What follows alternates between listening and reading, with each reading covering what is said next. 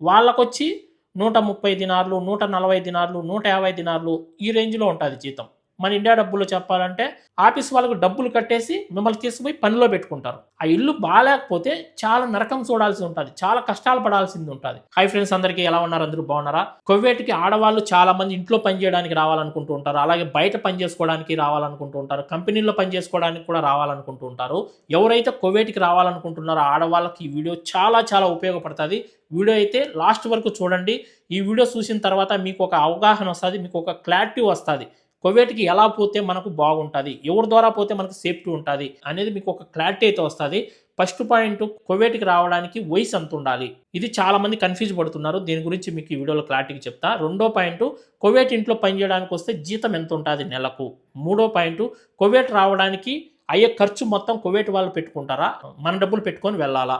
నాలుగో point, Kuwait రావాలంటే ఎలా వస్తే ఇక్కడ మనకు సేఫ్టీ ఉంటది? ఈ 4 పాయింట్ల గురించి ఈ వీడియోలో మనం క్లారిటీగా తెలుసుకుందాం. వీడియో అయితే లాస్ట్ వరకు చూడండి. ఈ వీడియో మీకు నచ్చితే ఖచ్చితంగా లైక్ చేసి ఈ వీడియోని 10 మందికి షేర్ చేయండి. అలాగే కొత్తగా ఎవరైనా చూస్తుంటే సబ్స్క్రైబ్ చేసుకోండి. వీడియోలోకి వెళ్ళే ముందు, ఇండియాలో మెడికల్ పాస్ అవ్వడం చాలా కష్టంగా ఉంది. లక్షల లక్షలు డబ్బులు పెట్టినా కూడా మెడికల్ పాస్ అవ్వడం లేదు. చాలా మంది చాలా కష్టాలు అయితే పడుతున్నారు. మెడికల్ గురించి క్లారిటీగా వీడియో అయితే చేశాను. ఆ వీడియో మీరు చూశారంటే మీకు ఒక అవగాహన వస్తది. మెడికల్‌కు ఎక్కడికెళ్తే ఈజీగా పాస్ అవ్వచ్చు అనేది. ఆ వీడియో లింక్ అనేది నేను ఐ కార్డ్స్‌లో ఇస్తా సైడు. అలాగే కింద కూడా లింక్ ఇస్తా డిస్క్రిప్షన్‌లో. ఆ వీడియోని చూడండి. ఎవరైనా చూడకుండా ఉంటే మీకు ఒక క్లారిటీ అనేది వస్తది. ఫస్ట్ పాయింట్ వచ్చి, కువైట్ రావాలంటే ఆడవాళ్ళకు వయసు ఎంతుండాలి? ఇది చాలా చాలా ఇంపార్టెంట్. చాలా మంది నాకు వేరే వాళ్ళ వీడియోస్ కూడా షేర్ చేస్తున్నారు. 21 సంవత్సరాలు దాటితే చాలంట కువైట్‌కి రావచ్చంట కదన్నా, మాకు కూడా వీసా వస్తుందంట కదా, నువ్వేందిరా 30 సంవత్సరాలు దాటాలంట అని చెప్తున్నావని చాలామంది అయితే నాకు మెసేజ్‌లు చేశారు. చాలామంది వేరే వాళ్ళు చేసిన వీడియోస్‌ను కూడా నాకు షేర్ చేశారు. మీకు క్లారిటీగా చెప్తా వినండి. వర్క్ వీసాలు అనేటివి కువైట్‌లో 2 రకాలు ఉంటాయి. ఒకటి సూన్, ఒకటి ఖాదిమ్. ఖాదిమ్ అంటే 20 నెంబర్ వీసా. సూన్ అంటే 18దో నెంబర్ వీసా.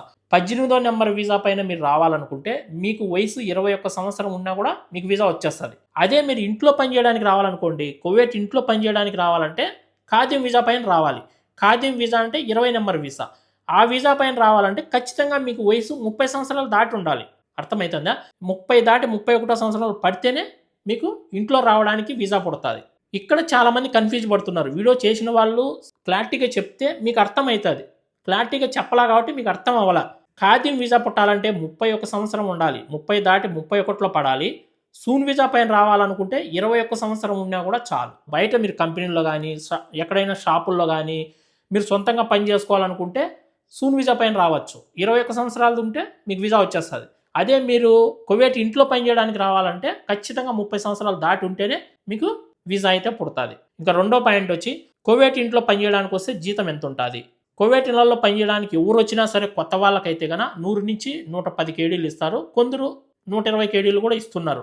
మన ఇండియా డబ్బుల్లో చెప్పాలంటే 30-35 వేల మధ్య ఉంటది కువైట్ ఇంట్లో పని చేయడానికి వచ్చారంటే కొత్త వాళ్ళకు. అదే పాత వాళ్ళైతే గన, పాత వాళ్ళంటే ఎక్కడైనా బహ్రెయిన్‌లో పనిచేసిన వాళ్ళు, మస్కట్‌లో పనిచేసిన వాళ్ళు, దుబాయ్‌లో పనిచేసిన వాళ్ళు, సౌదీలో పనిచేసిన వాళ్ళు, ఇలాంటి వాళ్ళు ఎవరైనా కువైట్‌కి రావాలనుకుంటే వాళ్ళకొచ్చి 130 దినార్లు, 140 దినార్లు, 150 దినార్లు ఈ రేంజ్‌లో ఉంటది జీతం. మన ఇండియా డబ్బుల్లో చెప్పాలంటే 40-45 వేల మధ్య జీతం అయితే ఉంటది పాత వాళ్ళకు. కొత్త వాళ్ళకైతే 30,000-35,000 మధ్య ఉంటది. ఇంకా మూడో పాయింట్, కువైట్‌కి రావడానికి అయ్యే ఖర్చు మొత్తం కువైట్ వాళ్ళు పెట్టుకుంటారా? లేదా మీరే పెట్టుకొని రావాలా డబ్బులు? కువైట్ ఇంట్లో పని చేయడానికి ఎవరు రావాలనుకున్నా సరే మీకయ్యే ఖర్చు మొత్తం కువైట్ వాళ్ళే పెట్టుకుంటారు. మామూలుగా కువైట్ వాళ్ళు వీసా ఇచ్చిన తర్వాత 600 దినార్లు, 650 దినార్లు, కొందరు 500 దినార్లు కూడా ఇస్తారు. 600 దినార్లు అంటే మన డబ్బులు ఎంతైతాయి? దగ్గర దగ్గర 1,50,000 అయితది. 1,50,000 డబ్బులు ఇస్తారు. మీరు ఇక్కడికి రావడానికి మీకు ఖర్చు ఎంత అయితది? ₹1,00,000 అయితది. లేదా 1,10,000 అయితది. మిగిలిన డబ్బు ఎవరైతే మీకు వీసా తీస్తున్నారో అతనే ఉంచుకుంటాడు. మీరు ఇక్కడికి రావడానికి medical, stamping, PCC, immigration, flight ticket A to Z అంతా కలుపుకొని కూడా 1,00,000 లేదా 1,10,000 ఖర్చు వస్తది. ఇంకా మిగిలిన 40,000 మిగిలినయి, 30,000 మిగిలినయి అది ఎవరైతే వీసా తీస్తారో వాళ్ళే పెట్టుకుంటారు. మామూలుగా కువైట్ వాళ్ళైతే 600 దినార్లు, 650 దినార్లు డబ్బులైతే ఇస్తారు. అర్థమైందా? మీరైతే ఒక్క రూపాయి కూడా పెట్టుకోవాల్సిన అవసరం ఉండదు. ఇంట్లో పని చేయడానికి ఎవరైనా రావాలనుకుంటే ఆడవాళ్ళు ఒక్క రూపాయి కూడా మీరు చేతి నుంచి పెట్టుకోవాల్సిన పనే ఉండదు. మెడికల్ కానించి ఫ్లైట్ ఎక్కే వరకు అయ్యే ఖర్చు మొత్తం కూడా మీకు వీసా తీసిన వాళ్ళే పెట్టుకుంటారు. ఇంకా నాలుగో పాయింట్, కువైట్‌కి చాలామంది తెలియక ఏజెంట్ల ద్వారా వస్తా అంటారు, ఆఫీసుల ద్వారా వస్తా అంటారు. ఏజెంట్ల ద్వారా, ఆఫీసుల ద్వారా వస్తే మీ జీవితం ఎలా ఉంటుందంటే చాలా ఘోరంగా ఉంటది. ఎందుకంటే మీకు వీసా తీసే పర్సన్‌కు మీ పైన ఒక 20,000 30,000 డబ్బులు సంపాదించుకోవాలనే చూస్తాడు కానీ ఇక్కడ మీకు సేఫ్టీ చూడడు. మీరు వచ్చే ఇల్లు ఎలాంటిదో ఏమో అస్సలు తెలీదు. ఆ ఏజెంట్‌కు తెలీదు, ఆఫీస్ వాళ్ళకు తెలీదు. వాళ్ళు ఏం చేస్తారు, మీకు వీసా ఇచ్చి మిమ్మల్ని కువైట్‌కి పంపించేస్తారు. ఇక్కడికొచ్చిన తర్వాత ఇక్కడ కూడా ఆఫీసులుంటాయి. వీళ్ళు ఇక్కడ తీసుకొచ్చి ఆఫీస్‌లో పెట్టేస్తారు. ఒక రూమ్‌లో 5 మందిని, 10 మందిని పెట్టేస్తారు. కువైట్ వాళ్ళకు అవసరమైతే మనిషి వాళ్ళ ఆఫీస్‌కి వెళ్ళి ఒక రూమ్‌లో 10 మంది ఉన్నారనుకోండి. ఆ 10 మందిలో ఎవరు అవసరమో, ఎవరు కొద్దిగా యాక్టివ్‌గా ఉంటారో, ఎవరు బాగా పని చేయగలుగుతారో వాళ్ళకి నచ్చిన వాళ్ళను మాట్లాడుకొని ఆఫీస్ వాళ్ళకు డబ్బులు కట్టేసి మిమ్మల్ని తీసుకుపోయి పనిలో పెట్టుకుంటారు. మీరు పనికి వెళ్ళిన తర్వాత మీరు వెళ్ళిన ఇల్లు ఎలాంటిదో మీకు తెలీదు. ఆ పంపించే ఆఫీస్ వాళ్ళకు తెలీదు. ఎవ్వరికీ తెలీదు. మీరు వెళ్ళిన ఇల్లు మంచిదైతే పర్లేదు. ఆ ఇల్లు బాలేకపోతే చాలా నరకం చూడాల్సి ఉంటది. చాలా కష్టాలు పడాల్సింది ఉంటది. కొన్ని ఇళ్లల్లో అయితే గన రోజుకు 12 గంటలు, 14 గంటలు పని చేయిస్తారు. నిద్ర ఉండదు. సరిగ్గా తిండి ఉండదు. చాలా కష్టాలు పడుతుంటారు. అంత కష్టపడినా కూడా నెల అయితేనే జీతం కూడా ఇవ్వరు. జీతం అడిగితే కొట్టడానికొస్తారు.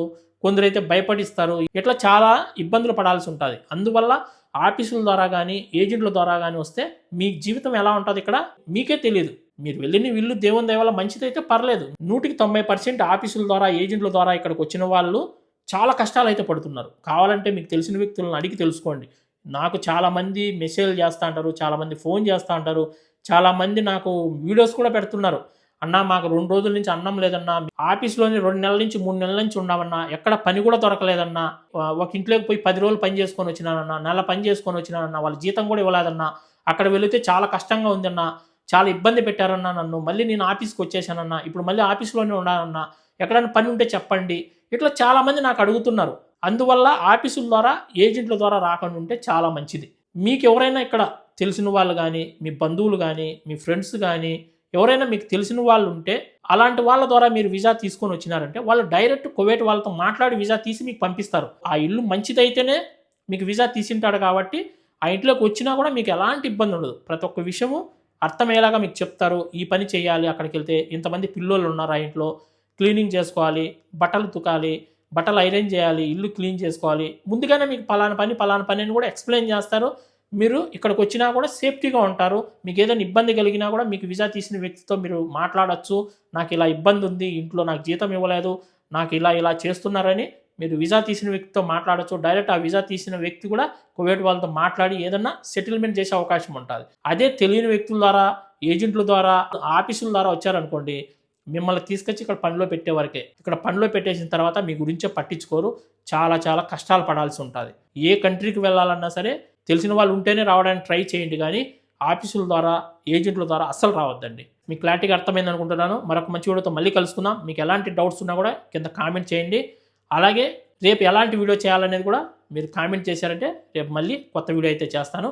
ఈ వీడియోనైతే అందరూ లైక్ చేయండి. ఇంకా లైక్ చేయకుండా ఉంటే అలాగే కొత్త వాళ్ళు ఎవరైనా చూస్తుంటే సబ్స్క్రైబ్ చేసుకొని మీ ఫ్రెండ్స్‌కు, మీ బంధువులకు కూడా షేర్ చేయండి. అందరూ బై ఫ్రెండ్స్. జై హింద్.